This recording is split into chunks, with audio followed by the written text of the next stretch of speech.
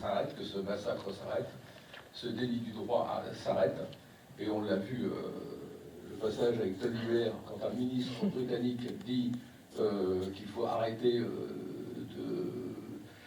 raser et massacrer les villages, ça s'arrête. Le problème, c'est qu'en France, malgré les manifestations, le président de la République française, la honte, n'a rien fait et n'a pas dit un mot pour empêcher effectivement ce qui se passe aujourd'hui à Gaza. Ceux qui ont vu le film avant ont vu effectivement les horreurs de ce qui se passe là-bas.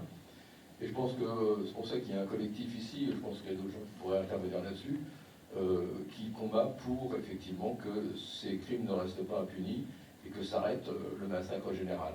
C'est possible si on le fait ensemble, tous ensemble, et comme on l'a fait pour la guerre du Vietnam, ça s'est arrêté parce qu'il y a des manifestations dans tous les pays, y compris aux États-Unis, et il est important effectivement qu'on continue, et il y a prochainement des manifestations prévues en France, à Paris, la semaine prochaine, et aussi à Lorient. Donc je vous invite effectivement à y participer et à rejoindre effectivement, il y a une pétition aussi pour la libération d'un médecin directeur d'un hôpital de Gaza qui est enfermé à Israël, et sa vie est en danger.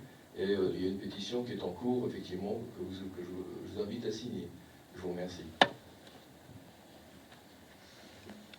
Par rapport au film, ce que je trouve très beau, c'est la résilience des populations palestiniennes, parce que quand on voit tout ce qu'ils vivent, et encore là, Gaza n'était pas passé par là, ce qui se passe en ce moment avec 400 000 tentes, sans eau, sans électricité, sans hôpitaux, c'est terrible.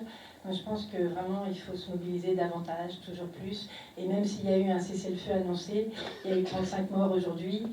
Si vous avez lu Le Monde, c'est pas rassurant du tout. C'est un effet d'annonce, mais il va falloir rester très très vigilant sur ce qui va se passer dans les jours et les heures à venir. Le micro est ouvert. Moi, ce qui m'a frappé dans ce film, qui est bouleversant, bien sûr, c'est... moi, j'ai été militante anti-apartheid pendant des années, et c'est la similitude de situation.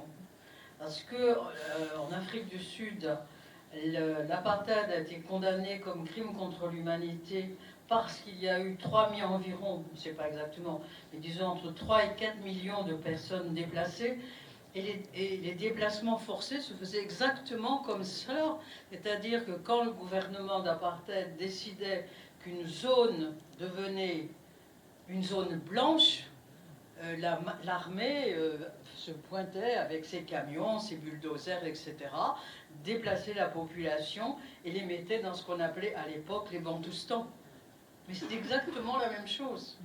C'est-à-dire que pendant longtemps, il y a eu une hésitation sur est-ce que c'est vraiment un système d'apartheid ou pas, enfin bon, des problèmes juridiques qui se posaient, mais dans la réalité, c'est vraiment le même phénomène. On expulse les populations parce qu'on décide que ces populations-là n'ont pas le droit à cette terre, mais qui décide? Le plus fort, évidemment.